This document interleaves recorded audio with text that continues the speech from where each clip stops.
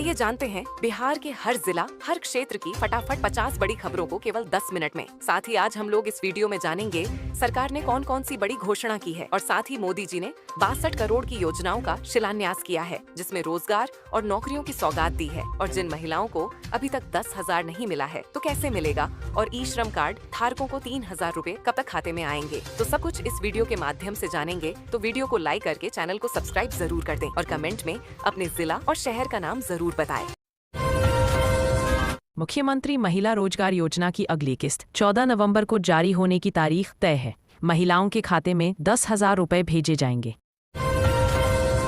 जीविका स्वयं सहायता समूह से जुड़ी महिलाओं के खाते में पहली किस्त नहीं आने पर बैंक खाते को आधार से लिंक न होना एक मुख्य वजह हो सकती है। विभिन्न एग्जिट पोल्स में बिहार विधानसभा चुनाव 2025 में राष्ट्रीय जनतांत्रिक गठबंधन एनडीए की वापसी का अनुमान लगाया जा रहा है। चुनाव के बाद आए सर्वेक्षणों में एनडीए को बहुमत मिलने की संभावना है। बिहार भाजपा अध्यक्ष सम्राट चौधरी ने एग्जिट पोल के बाद 2/3 बहुमत से एनडीए सरकार बनने का दावा किया। उन्होंने यह भी कहा कि नीतीश कुमार ही मुख्यमंत्री रहेंगे। मुख्यमंत्री कन्या उत्थान योजना के तहत स्नातक पास अविवाहित छात्राओं को 50,000 रुपए की प्रोत्साहन राशि दी जाएगी। इसके लिए आवेदन प्रक्रिया जारी है। ई श्रम और लेबर कार्ड धारकों के भुगतान की प्रक्रिया चल रही है। सरकार द्वारा निर्धारित तिथियों पर सीधे बैंक खातों में राशि हस्तांतरित की जाती है। पहाड़ी इलाकों में बर्फबारी के कारण मैदानी इलाकों के तापमान में गिरावट आई है। बिहार के कई जिलों में कंपकंपी वाली ठंड महसूस की जा रही है, जिससे जनजीवन प्रभावित हुआ है। मुजफ्फरपुर जिले के बोछा थाना क्षेत्र में एक युवती को अगवा कर 4 युवकों ने कथित तौर पर गैंगरेप किया। 24 घंटे बाद आरोपी उसे गांव में छोड़कर भाग गए। पुलिस जांच कर रही है। बिहार सरकार की महिला रोजगार योजना जैसी पहल महिलाओं का आत्मविश्वास बढ़ा रही है, जिससे सामाजिक सुरक्षा और स्वरोजगार के अवसर पैदा हो रहे हैं। मुंगेर पुलिस और एसटीएफ ने बरियारपुर थाना क्षेत्र के दियारा इलाके में छापेमारी कर एक अवैध मिनी गन फैक्ट्री का भंडाफोड़ किया है। मौके से भारी मात्रा में हथियार और उपकरण बरामद हुए। सड़क सुरक्षा सप्ताह के तहत ट्रैफिक पुलिस ने अभियान चलाया। हाईवे पर स्पीड जांच व वाहन निरीक्षण के साथ जनता को हेलमेट और सीट बेल्ट उपयोग के प्रति जागरूक किया गया।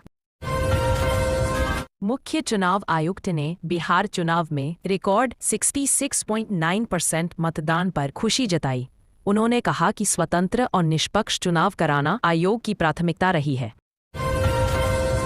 जहां एग्जिट पोल एनडीए की जीत का संकेत दे रहे हैं, वहीं महागठबंधन के नेता 14 नवंबर के नतीजों को लेकर आशान्वित हैं और नए इतिहास रचने का दावा कर रहे हैं।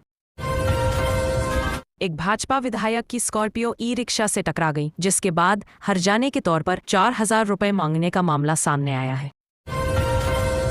आज की राष्ट्रीय खबरों में दिल्ली में हुए धमाके का असर रहा। दिल्ली धमाके के बाद बिहार में भी सुरक्षा को लेकर हाई अलर्ट जारी किया गया है और चौकसी बढ़ा दी गई है। रेलवे ने बिहार के कुछ स्टेशन पर नई लोकल ट्रेन सेवाएं बढ़ाने की घोषणा की। यात्रियों ने सेवा विस्तार का स्वागत किया। टिकट बुकिंग और व्यवस्था पर काम जारी है।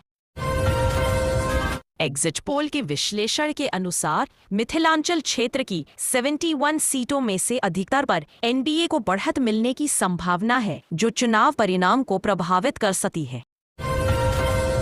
एग्जिट पोल्स के बाद प्रशांत किशोर की जन सुराज पार्टी के प्रदर्शन और प्रभाव पर भी राजनीतिक गलियारों में चर्चा हो रही है कि वे कितनी सीटें जीतेंगे। एग्जिट पोल्स में चिराग पासवान की लोजपा, रामविलास और रालोसपा के लिए स्थिति कमजोर बताई जा रही है। उनके उम्मीदवारों का प्रदर्शन औसत से नीचे रहने का अनुमान है।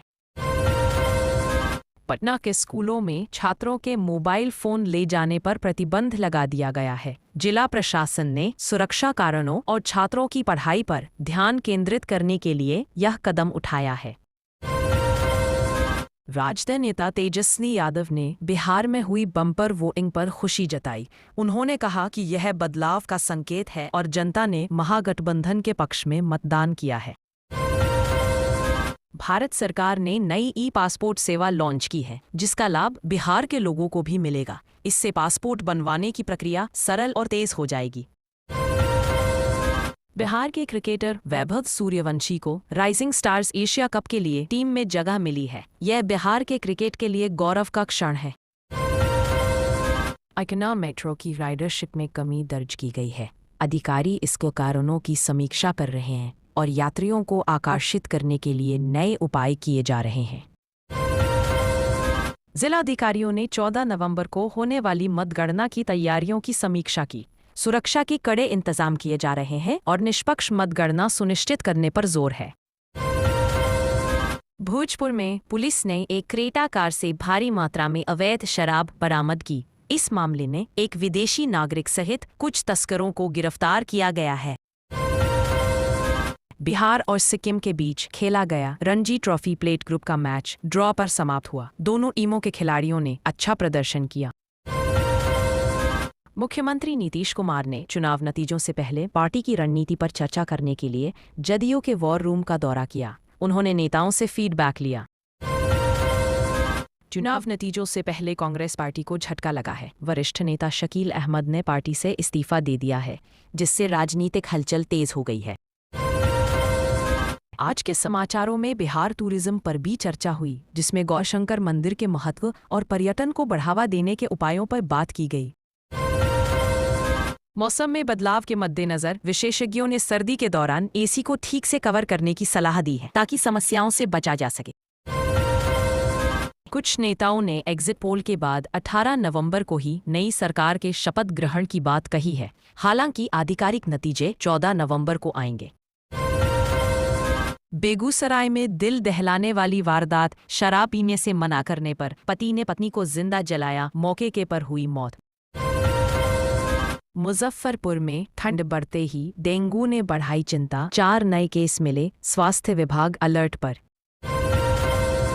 भोजपुर जिले में चुनावी रंजिश के सिलसिले में एक महिला की गोली मारकर हत्या का मामला सामने आया। पुलिस ने जांच शुरू कर दी है और इलाके में सुरक्षा कड़े कर दिए गए हैं। पटना में सुबह हल्का कोहरा और ठंडी हवा ने जनता की आवाजाही प्रभावित की। मौसम विभाग ने सामान्य समरूपी तापमान बताया और दिन में कोहरा कम होने की संभावना जताई है। नालंदा गया मार्ग पर तेज रफ्तार वाहन के कारण सुबह एक श्रमिक की मृत्यु। स्थानीय प्रशासन ने हादसे की प्राथमिक रिपोर्ट मांगी और यातायात नियमों के उल्लंघन पर कार्रवाई का आश्वासन दिया। बिहार के कई जिलों में स्वास्थ्य शिविर आयोजित किए गए। टीकाकरण और निशुल्क जांच शिविरों में ग्रामीणों ने बढ़ चढ़कर हिस्सा लिया और स्थानीय स्वास्थ्य अधिकारियों ने जागरूकता बढ़ाने पर जोर दिया। राज्य के कुछ शहरों में बिजली आपूर्ति में अस्थायी कटौती हुई। पावर डिपो ने तकनीकी खराबी का हवाला देते हुए जल्द मरम्मत का आश्वासन दिया और उपभोक्ताओं से संयम की अपील की। जिलावार बाजारों में दाल और सब्जियों की कीमतों में अस्थिरता दिखी। व्यापारी और मंडी समिति आपूर्ति सुधारने के लिए समन्वय कर रहे हैं, ताकि मूल्यों में स्थिरता लाई जा सके। एक सरकारी परियोजना के तहत ग्रामीण सड़क सुधार का काम तेज हुआ। स्थानीय अधिकारियों ने कहा कि मौसम अनुकूल रहने तक कई मार्गों का पुनर्निर्माण पूरा कर लिया जाएगा। पटना के सरकारी अस्पतालों में दवाइयों की आपूर्ति पुनर्संगठित की जा रही है। आपूर्ति श्रृंखला सुधरने पर मरीजों को आवश्यक चिकित्सा सुविधाएं सुचारू रूप से मिलेंगी। पर्यटन विभाग ने ऐतिहासिक स्थलों की सफाई और सुरक्षा बढ़ाने की पहल शुरू की। तीर्थयात्रियों और पर्यटकों के लिए सुविधाओं में सुधार पर जोर दिया गया। बाढ़ प्रवण इलाकों में जल निकासी योजनाओं का काम चल रहा है। अधिकारियों ने कहा कि मानसून के बाद बचाव और सुधार कार्य प्राथमिकता से किए जा रहे हैं। स्थानीय महिला समूहों ने स्वरोजगार योजनाओं के अंतर्गत सिलाई और हस्तशिल्प केंद्र खोले। महिलाओं की आय सृजन गतिविधियों से परिवारों की आर्थिक स्थिति सुधरने की उम्मीद है। पुलिस ने नशे के खिलाफ अभियान तेज किया। कई थानों में छापेमारी कर प्रतिबंधित पदार्थ बरामद किए गए और कई गिरफ्तारियां हुई। नगर निगम ने सफाई अभियान के साथ कूड़ादान और स्थायी कचरा निपटान पर ध्यान केंद्रित किया। नागरिकों को स्वच्छता में सहयोग का संदेश दिया गया। आयुष्मान भारत से जुड़े स्वास्थ्य बीमे का लाभ लेने वाले परिवारों को मोबाइल पर जानकारी भेजी गई। सरकारी हेल्पलाइन से सहायता उपलब्ध कराई जा रही है। स्थानीय बैंक शाखाओं ने किसान क्रेडिट और महिला स्वरोजगार लोन के कागजात सरल किए। लाभार्थियों को शीघ्र ऋण उपलब्ध कराने के निर्देश जारी किए गए।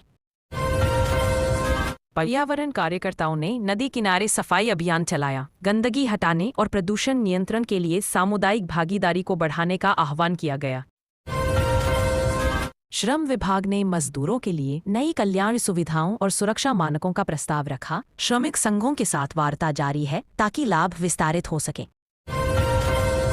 कुछ जिलों में जन स्वास्थ्य के लिए पानी की शुद्धता जांच अभियान चलाया गया।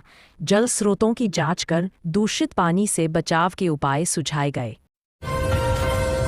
महिला सशक्तिकरण केंद्रों ने 0 से आर्थिक कार्यक्रमों के तहत प्रशिक्षण व सहायता दी। स्थानीय उद्यमशीलता को बढ़ावा देने के लिए खेल और शिल्प प्रशिक्षण भी दिया गया।